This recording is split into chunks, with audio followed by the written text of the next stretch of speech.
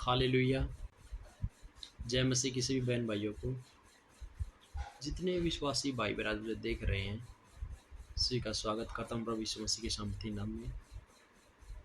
Praise the Lord everyone. कैसे हैं आप सभी? उम्मीद करता हूँ कि प्रभु यीशु मसीह की दया से आप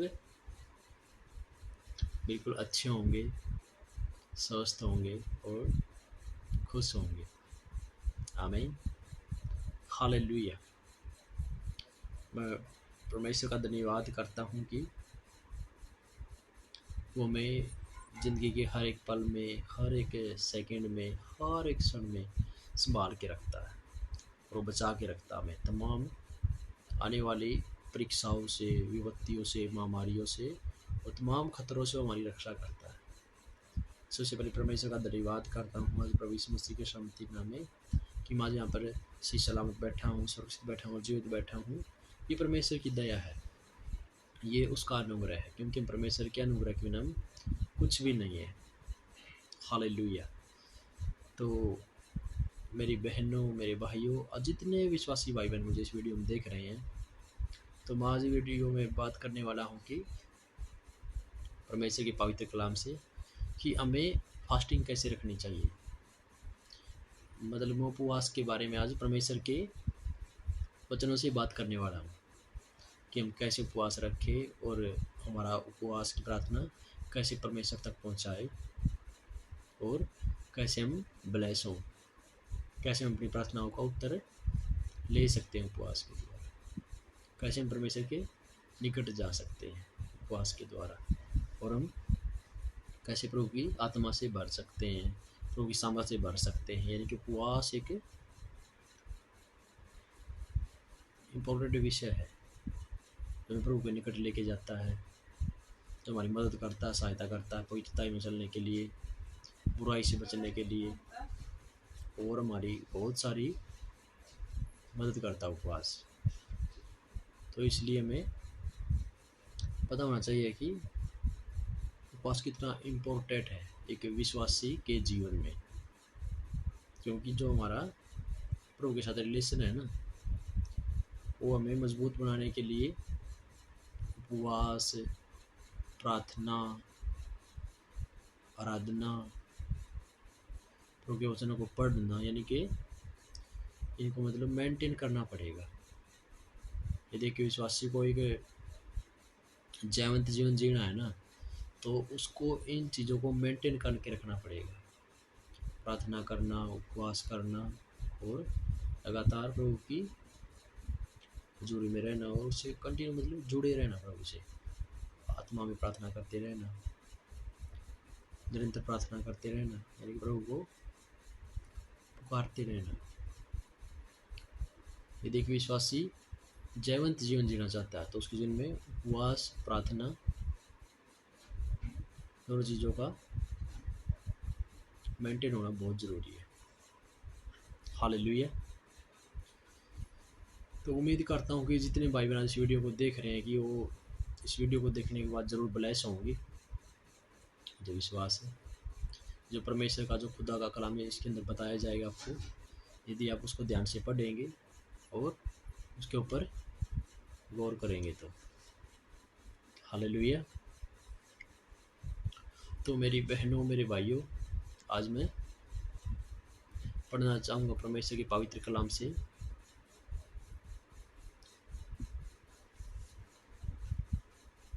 यशायाह की पुस्तक और उसका चैप्टर नंबर 58 निकाल लेंगे। यशायाह की पुस्तक है, उसका चैप्टर नंबर 58। हाँ जी, उसमें देखते हैं कि परमेश्वर के कलाम में उपवास के बारे में क्या लिखा हुआ है। हालेलुया। तो मेरी बहनों, मेरे भाइयों, मेरा आज का विषय है कि उचित उपवास।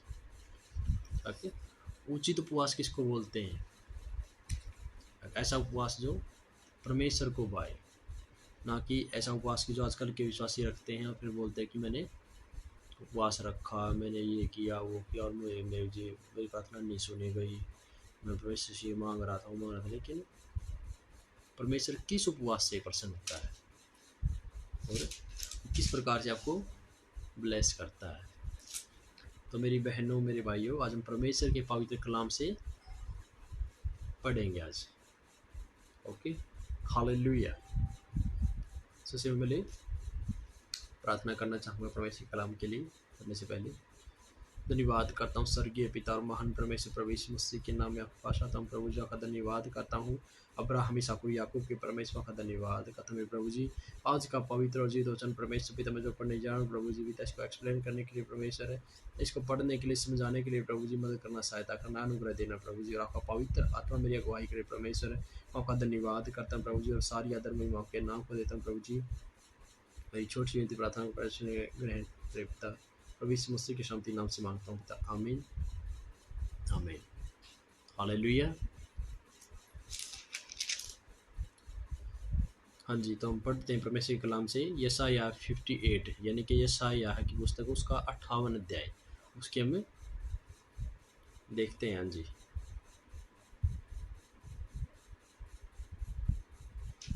जिसमें लिखा है कि 58 का 1 से ही पढ़ते हैं। हालेलुया। हाँ जी, यहाँ लिखा है कि गला खोल कर पुकार, कुछ न रख छोड़, नर सिंह का सा ऊंचा शब्द कर, और मेरी प्रजा को उसका अपराध अर्थात याकूब के घराने को उसका पाप जता दे। देखो, परमेश्वर के वचन में लिखा है यहाँ की गला खोल कर पुकार, कुछ ना रख छोड़, नर सिंह का सा ऊंचा शब्द कर, और मेरी प्रजा को उसका अपराध अर्थात याकूब के घराने को उसका पाप जता दे। यानी कि परमेश्वर कह रहा है इस वचन के अंदर कि मेरी प्रजा को उनका अपराध जता दे। हालेलुया। और आगे लिखा उसमें फिर, वे प्रतिदिन मेरे पास आते और मेरी गति जानने की इच्छा ऐसी रखते हैं मानो वे धर्मी लोग हैं, जिन्होंने अपने परमेश्वर के नियमों को नहीं टाला। वे मुझसे धर्म के नियम पूछते हैं और परमेश्वर के निकट आने से प्रसन्न होते हैं। हालेलुया।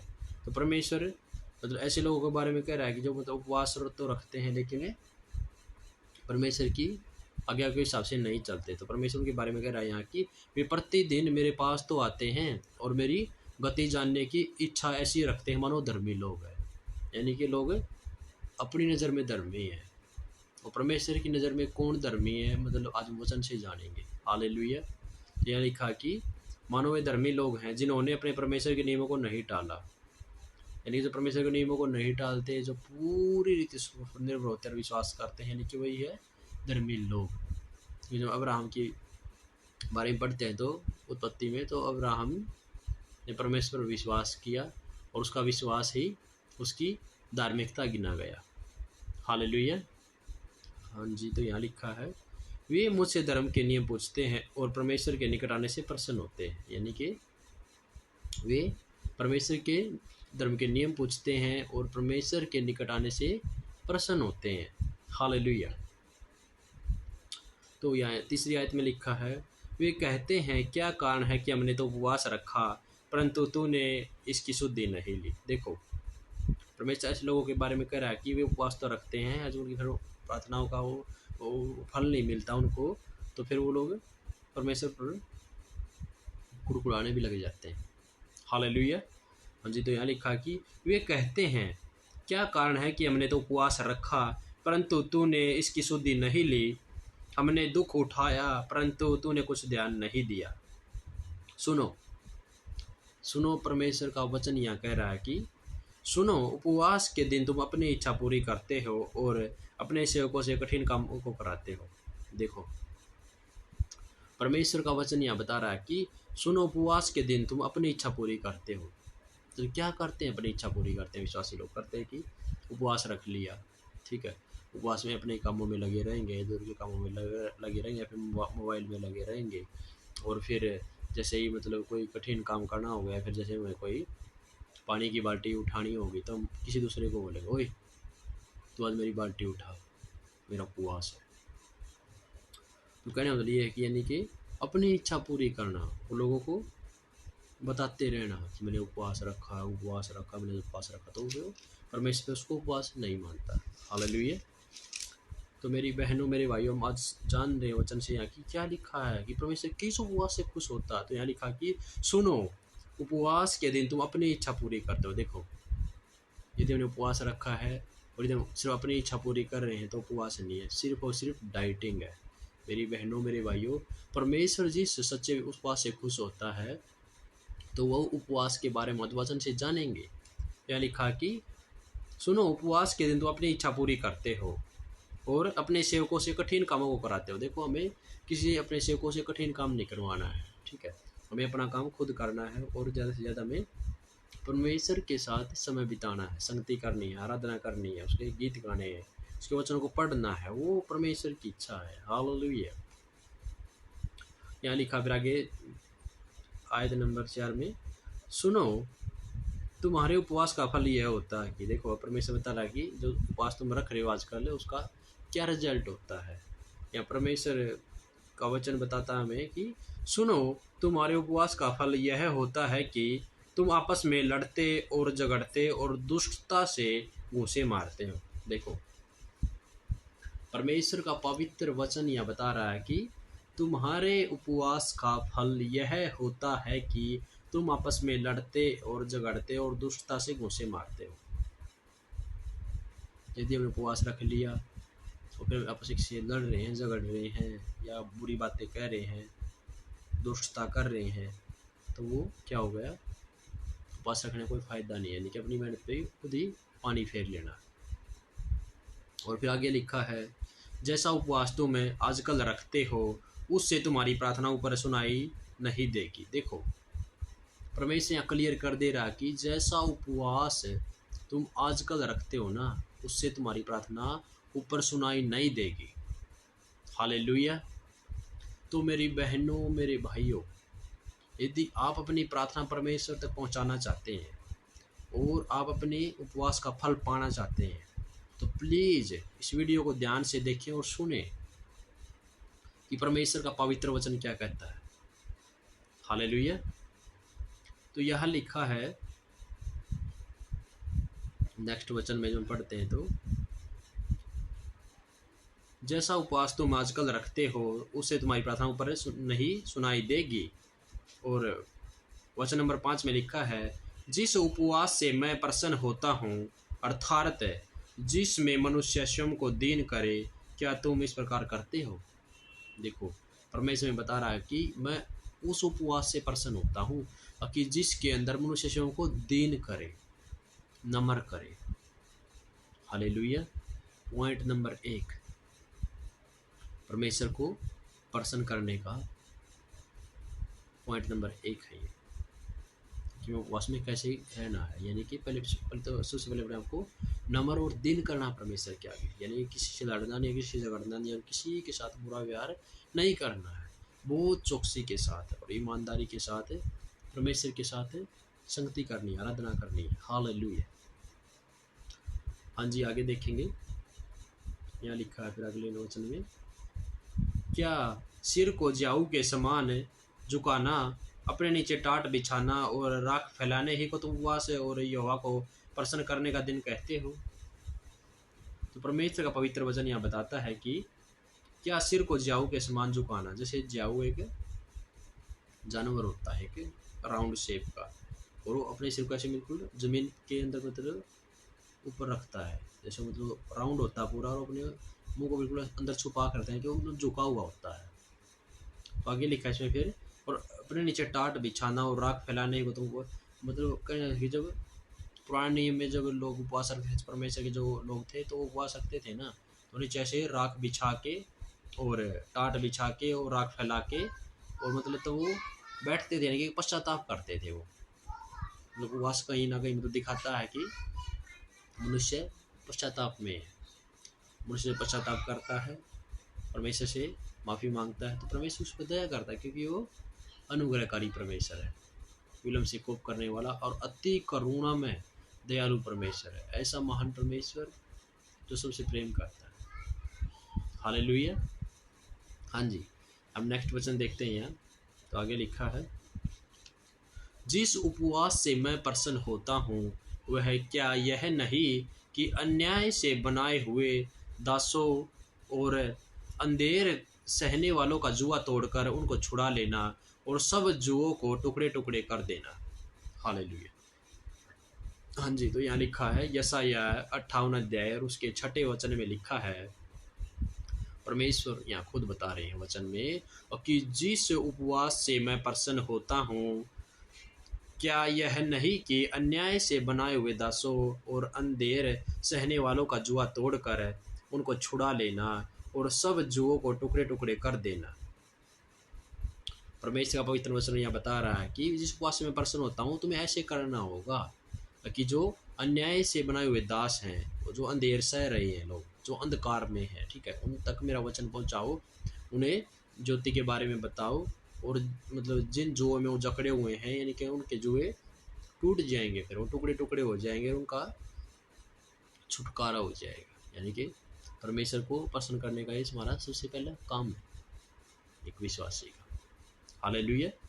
और यहाँ आगे लिखा फिर, और सब जुओं को टुकड़े टुकड़े कर देना, यानी कि जो पर जुए होते हैं ना, शराब के, पाप के और जिस भी बुराइयों दबे हुए हैं, तो उनके क्या हो जाते हैं, टुकड़े टुकड़े हो जाते हैं और वो आज़ाद हो जाते हैं प्रभु यीशु मसीह के नाम से। ऊपर का वचन कहता है कि तुम सत्य को जानोगे और सत्य तुम्हें आज़ाद करेगा। हालेलुया।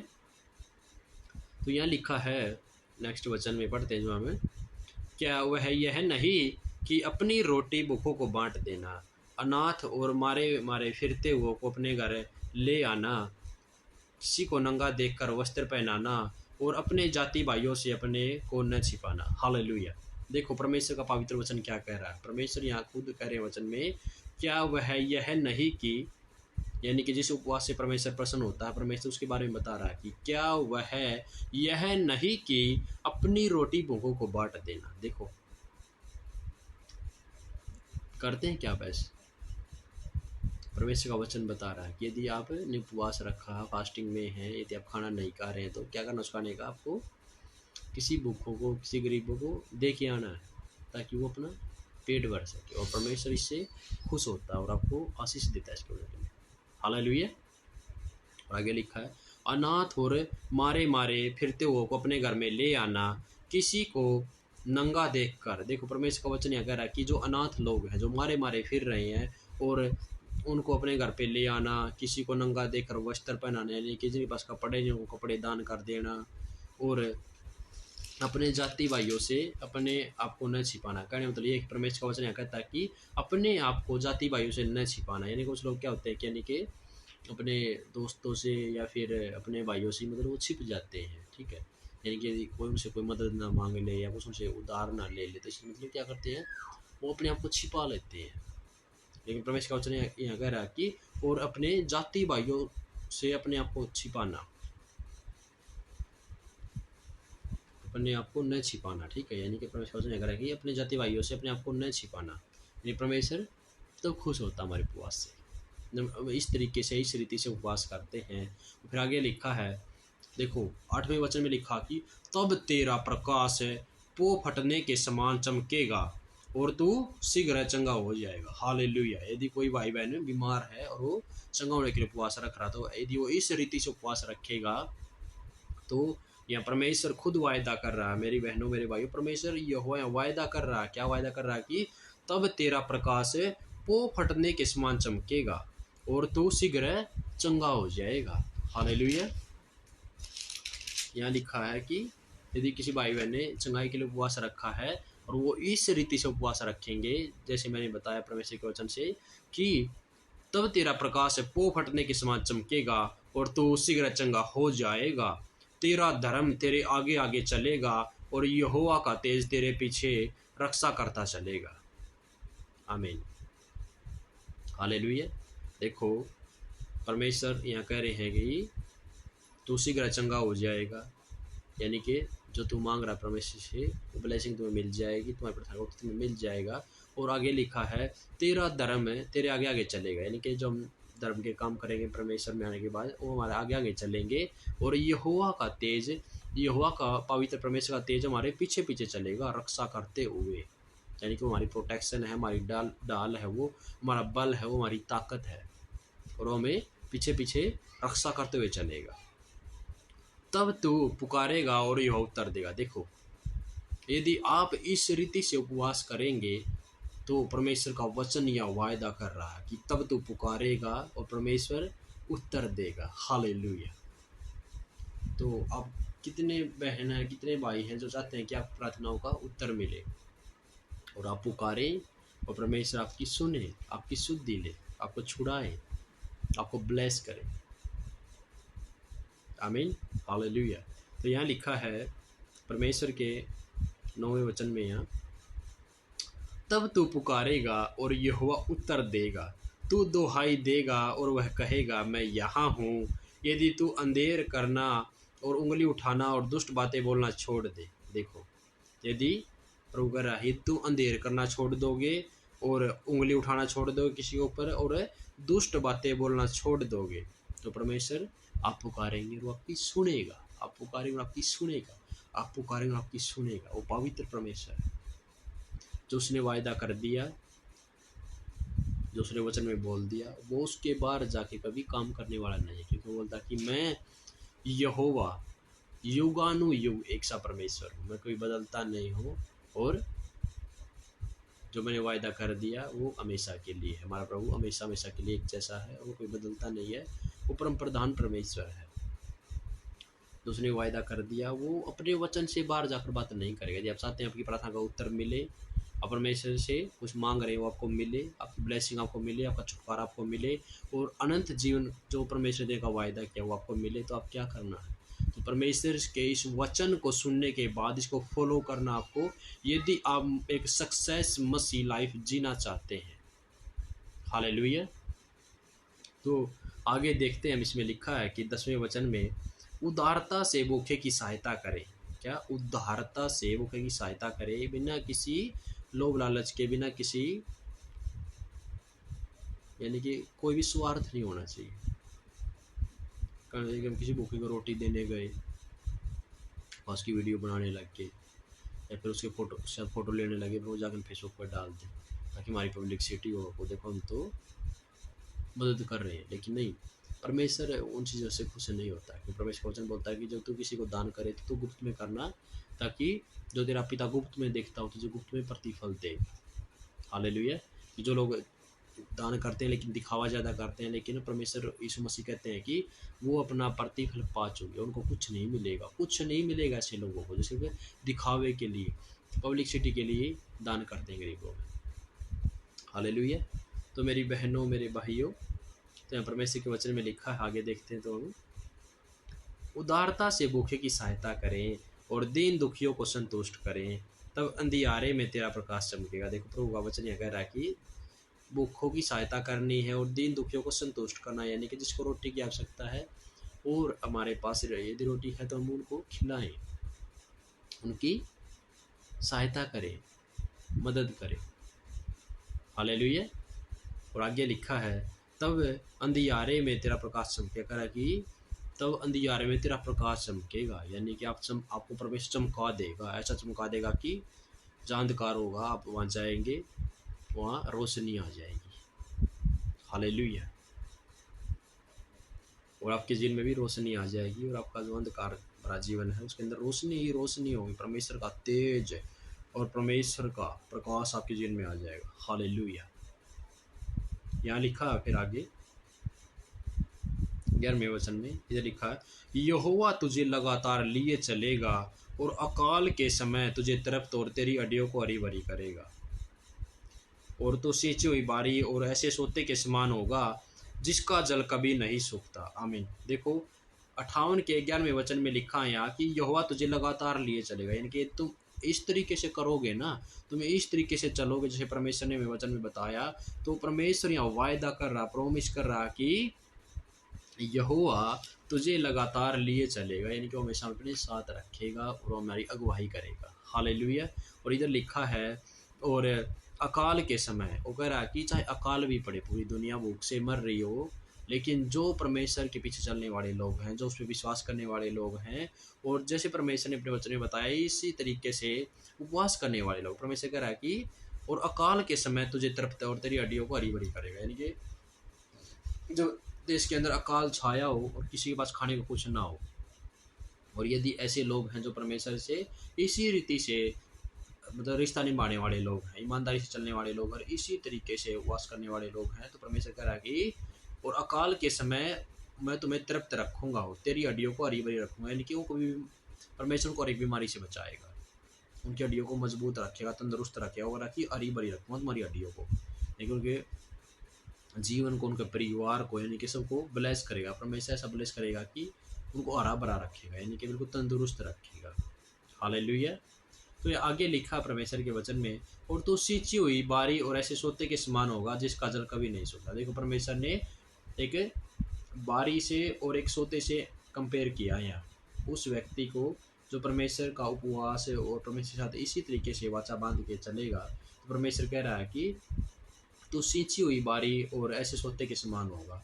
सींची हुई बारी यानी कि जैसे हम दाग की बारी लगाते हैं, कोई फसल के लिए कोई भी तैयारी करते हैं तो हम क्या करते हैं, पहले सींचते हैं खेत को, यानी कि हम उसके अंदर जल भरते हैं, पानी भरते हैं ताकि उसके अंदर अच्छी फसल हो सके।